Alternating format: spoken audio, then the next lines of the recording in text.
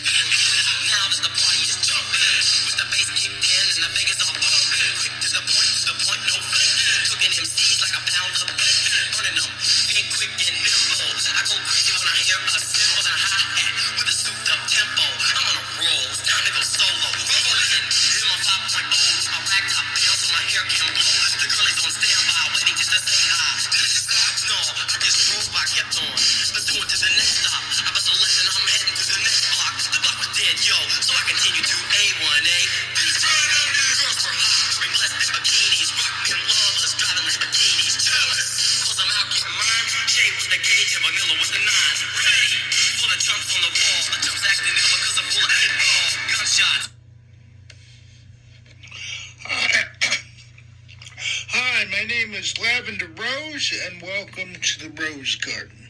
Today I will be discussing Disney movies. First of all, my favorite Disney movie is The Little Mermaid.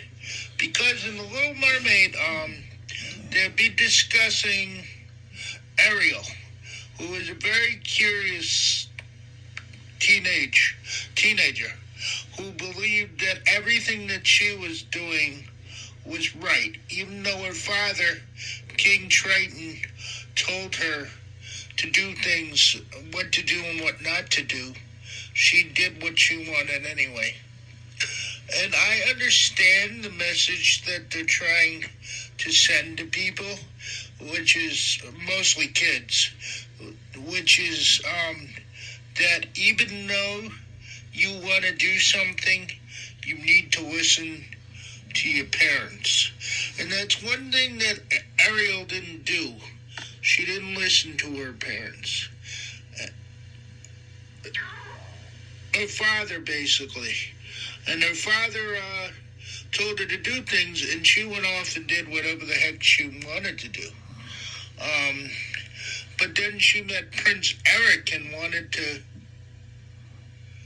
go to the surface and be with Prince Eric, but it wasn't a good idea because she needed to stay in the ocean where she belonged. I believe that the whole thing with Ursula, the Sea Witch, what I got from that piece of the movie was that she took Ariel's voice, which I kind of put together as she didn't have a voice to tell her father, King Triton, how she felt. And when Scuttle, the seagull, broke the seashell that had Ariel's voice in it, it reminded me kind of, like she finally got her voice back and was able to explain to her father what happened, and he finally supported her going to the surface to be with Prince Eric. Alright, so that's the end of that. Moving on to Pinocchio. Pinocchio was a good movie because it talked about being a real boy.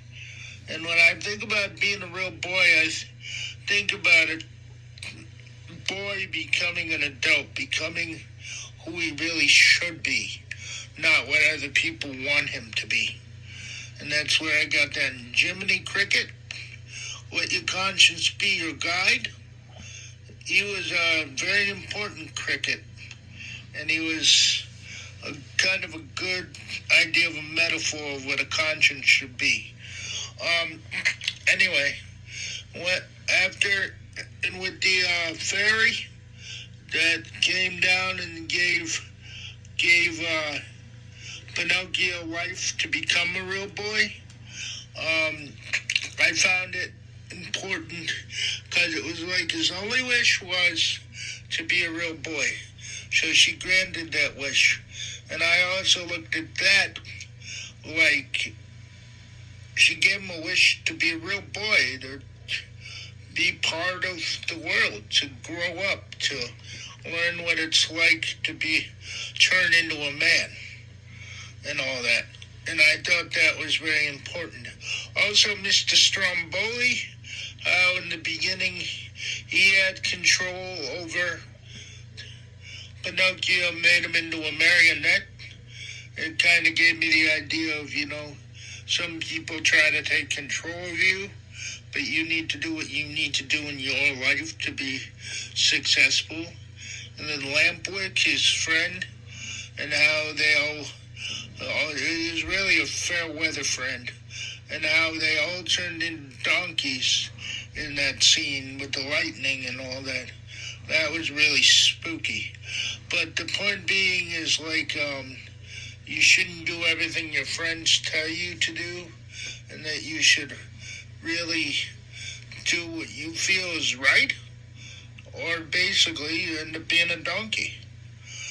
And that's what happens when you don't follow what you think is right. You become a donkey. Moving on to Snow White and the Seven Dwarfs. Snow White and the Seven Dwarfs was an interesting movie. I liked it because it showed Snow White helping all seven of the dwarves, cleaning the house, doing all that. And I felt that it was great because even though the dwarves couldn't pay her or have much anything, she respected them for who they were. And she continued to help them anyway. And in the end, she found her prince. And that was important. The next thing I'm going to move on to is Cinderella. Cinderella was a very interesting movie because of her evil stepmother and her evil stepsisters. Anastasia and Gisela were her stepsisters, and they were not very nice to her at all. Even though Cinderella had her mice that helped her, they weren't like disgusting mice. They were nice, helpful, fun mice. And they helped her get to where she needed to be, especially Gus Gus. And Gus Gus always helped her out. He was a kind of a chubby mouse and very silly, very funny. And I like Gus Gus. Gus Gus was awesome.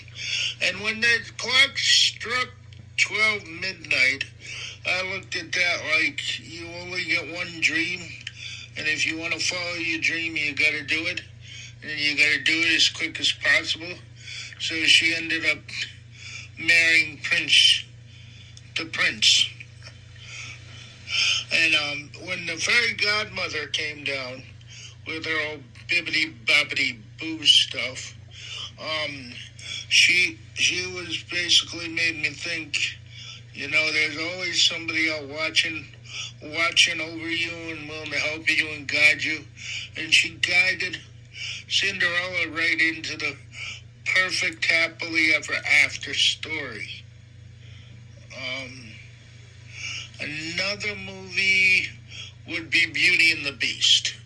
Beauty and the Beast was a good movie because it basically explained that people may look some way but be completely different. And with the character Gaston, after he tried to marry Belle, it gave me the idea of not everybody's who they say they are. Some people are not very nice people. Other people are different. You may be afraid of them. You may not trust them. And that's where the beast comes from. And the rose that the witch had given the beast after she turned him into a beast when he rejected her from the castle. And that just goes to show me again, he didn't trust the witch because of what she looked like, till she became a beautiful woman, and then he felt bad. But he should have trusted the witch, and just because she looked decrepit and old doesn't define who that person is. And all his little household appliances, like Mrs. Potts and her son Chip, which was a teapot, and Mrs. Potts was a teapot, and then her son Chip was a teacup, and then Cogsworth was a clock, and then Lumiere was a candelabra, and all those little characters had an individual personality to them. They all had their own personality. Even though they were household appliances, they still had individual personality. And I felt really bad when the Beast almost died at the end of the movie after getting stabbed by Gaston on the cliff on the side of the castle, and then Gaston fell off the castle. And it just goes to show you that no matter who you are, in the end, fate catches up with you. And Belle figured out that the Beast was not a bad person, and that people were afraid of him, but she ended up finding out what the Beast was really like, and she fell in love with him. And then when he turned into a prince, she saw him for him being who he was before he turned into a prince after the last rose petal fell. So that's my wrap up on Disney movies. It's been the Rose Garden. I'm Lavender Rose. Have a great night.